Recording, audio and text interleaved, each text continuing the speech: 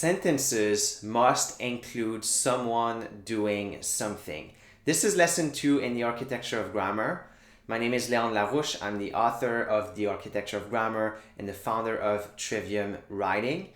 In this video, I want to walk you through what is perhaps the most important notion in writing and in grammar. My goal is to make you the best writer you can be so that you can be successful at the things you do. Now, sentences must include someone doing something. I cannot overemphasize this enough. In the last video, we've talked about the information blocks. We've talked about the question words that create these information blocks. And we've talked about how we have the who, the what, the where, the when, the how, and the why, etc., etc. Now, I want to slow down and truly emphasize on the who and the what, because these two elements are the basic grammatical requirement. If you do not have these two elements, you do not have a sentence. And so once you get more advanced, there are rules like this that you can break, but if you are learning grammar, if you are learning to improve your skills, then this is really important that you follow this rule at least 95%, if not 99% of the time. Okay? So there must be someone doing something in your sentence. So we've talked about how there are characters and there are actions and there are times and locations, etc. We need minimally somebody doing something. Imagine if I tell you a story and there is no character, you're not going to understand the story that I'm telling you. Now, if I tell you a story and there is a character but there is no action, you're going to say, hey, Leon, this is really boring. I don't want to listen to this.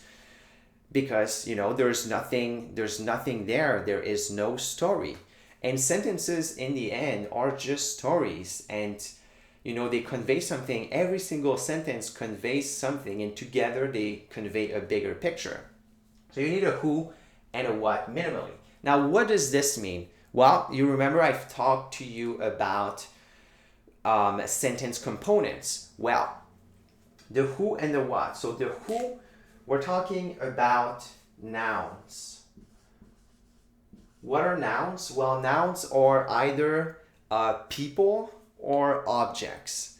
And so they are essentially, the person or the thing doing the action. Now, when it comes to the what, we're talking about the verbs. So that's the actions. So these are parts of speech, by the way. I'm just going to write this here.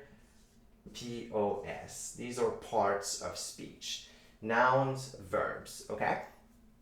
Now here's the thing. Like I said in the last video, the part of speech doesn't necessarily tell us everything. It doesn't tell us the whole story.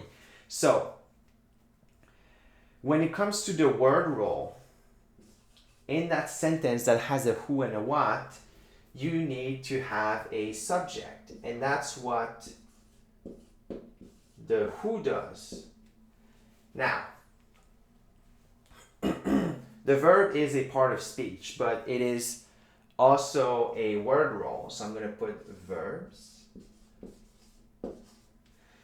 And so here's the thing. There are different types of verbs. There are transitive verbs and there are intransitive verbs. So the transitive verbs, they mean that I need a direct object. So that's another word role. So I have to add the direct object. I'm going to write DO. An intransitive verbs means that I don't need this direct object. So let me give you an example.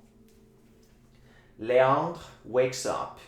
Subject verb, I don't need a direct object because I have everything that I need in that verb. But if I say Léandre drinks, I need a direct object, or else it's going to sound like I drink alcohol and not so reasonably. So, which is not the case, by the way. So subject, verb, direct object, Léandre drinks coffee. Now these two things together, the verb and the direct object, they constitute the what. So again, we have a who and a what. Somebody does something. Léandre drinks coffee.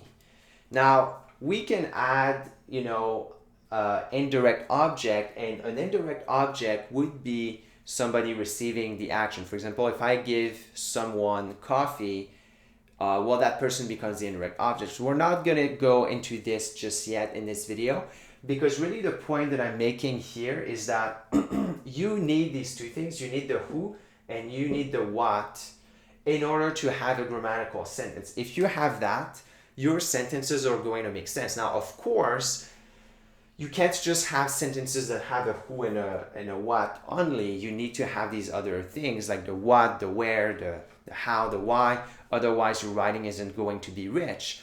But at a minimum, you need these, because if you have a when and a where and all these other things, but you don't have this or this, then your sentence does not make sense. And I can tell you, having worked in a writing center for several years, having edited different works from different people, it is the most jarring thing when either of these elements is missing. You literally cannot understand the sentence. And so it undermines your credibility, it undermines your professionalism, and I understand it is not your fault, but you need to remember who and what. That is the most important thing that we should be emphasizing in our education system. So there you have it.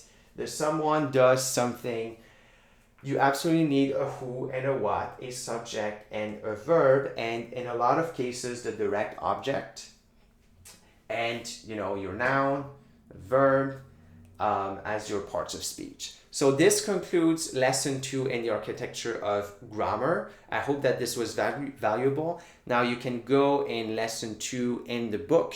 You can look at the more detailed explanations. You can look at all the different examples that I provide, and you can fill out your sentences as well so you can get practice.